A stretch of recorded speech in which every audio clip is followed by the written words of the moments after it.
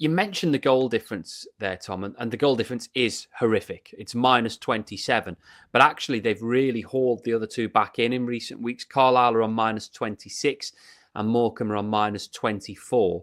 So it's not going to take much. I mean, by the weekend, Tranmere could have surpassed both those clubs in terms of having a better goal difference if they win by 1 or 2, and if Carlisle lose by 1 or 2, and the same with Morecambe, then those goal difference figures will switch around and suddenly Tranmere are in an even healthier position. But 8 games to go, Tranmere having a 6-point cushion over their nearest challenger, if you like. I'm going to say I think two wins I think will be enough potentially to stay up, because they'll probably get the odd draw here and there.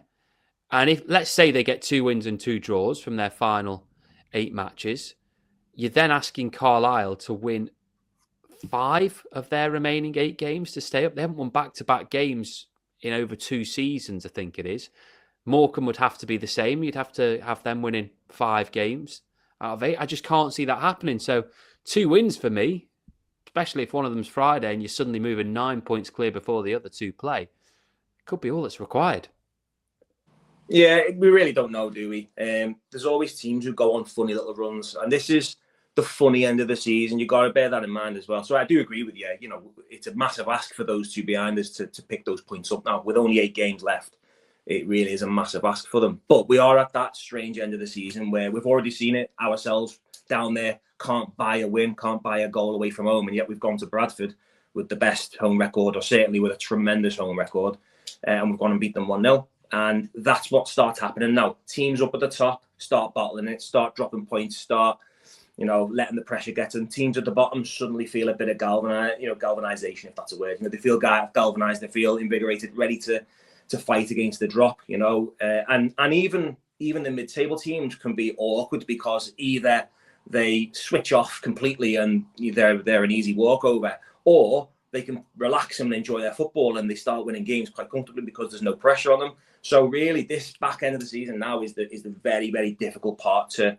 start doing your predictions. If I was a betting man, which I'm not, but if I was, I wouldn't really be putting much money on League Two at the moment, because anybody can beat anybody anyway. It's just that kind of basket case division. And now we're at that end where, pressure does strange things to players. And yeah, I'm looking forward to it. I'm looking forward to the running. But as you rightly say, we've got that match on Friday. If we can win that game and stretch that lead to 9 points, then, you're asking superhuman stuff from those 2 behind us to catch us. So it's all about us. It's all in our own hands. We've got some tough fixtures, but we've got some very winnable fixtures as well. It's just down to us. But yeah, it's very difficult to predict what other teams need to do, because we don't know how well we're going to do. But yeah, I think take care of our own business on Friday, and goodness me, you'll feel like we've got one foot in League Two for next season. Yeah, I mean, I've been talking about how poor League Two is in terms of quality all season. I think the quality just isn't there. I think everyone's on an even playing field, and it's just about obviously who's more consistent, but you've got no outliers really. And obviously we're being the sort of consistent ones at the moment. I'm not feeling it for Carlisle and Morecambe. I think I said the other week, I sort of think that relegation battle is over. I can't see them picking up more. I would go one step further and say 1 win, and I think we're safe really. The average is 45 points to stay up. I don't think any of the bottom 3 could have a chance of hitting that, including ourselves. So yeah, I mean, I think 1 win and maybe a couple of draws in there, and I think we'll be safe. Friday night is big. I mean, the fixture list I think is quite kind to Tranmere over the next few weeks, because they've got some games against teams who might potentially just be on the beach a little bit, to use a phrase that is often thrown around at this time of year. Obviously, next up it is Cheltenham on Friday. They've only won 1 of their last 6. They've got Chesterfield coming up at Prenton Park soon, which won't be an easy game, because they still have a slight chance of the playoffs. As I speak, they're 7 points off the top 7 with 9 games to go. They've got that game in hand. Then it's Harrogate, who can still be hauled back towards Tranmere. They're only 4 points above Rovers. There's still a trip to Accrington to come, and there's a trip to Barrow at some point as well. And Barrow could very much be another team who are on the beach and safe. by that point. So it's fascinating. And I always do think as well that when it gets to a stage where you need more point, the gap is more than 1 point per game to haul in, I think that's when it becomes really difficult psychologically. If you're looking at a gap of, as Carlisle could be come Friday night, Saturday morning, 9 points with only 8 games to turn it around, I think psychologically that is something that is really key, Tom. Yeah, definitely.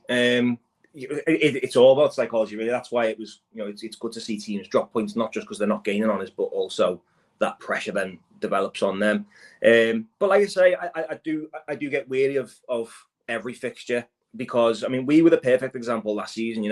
We had nothing really to play for come the end of January. We knew we weren't going up, we knew we weren't going down, and yet we still were able to. I mean, we obliterated Stockport 4-0. Absolutely obliterated them. We went to Wrexham, beat them 1-0, and we had no aims of achieving anything. So it's so difficult to predict. But yeah, confidence is a massive thing, and we were an example last season of we were able to switch off for the last couple of months of the season, and we got some really poor results, but we also picked up some really good results. But whatever we can do to build up pressure, not just on those two behind us, but those above us as well. Because I mean, and I don't want to run away and get carried away now, but if we can overtake a couple above us, then we can stop thinking about relegation, and actually, if we can finish 18th, 17th, 16th, suddenly, okay, it's been a disaster of a season. You can't paper over that, but suddenly you feel like, do you know what? All right, okay, we at least have come away, nowhere near relegation. It could be a bit of a different season then. But yeah, confidence is massive. If we can pick up, I mean, we're on a great run now, or a good solid run now, and look what it's done to the lads. We look like completely unrecognisable, really, to what we did a month and a half ago. Every single away game this season, we've looked so devoid of confidence. As soon as the opponent scored a goal, heads have dropped, and you've just known what's coming. You just know that that's it. We're not getting back in the game. You don't feel like that now. We've faced adversity in pretty much every game, probably bar the last one.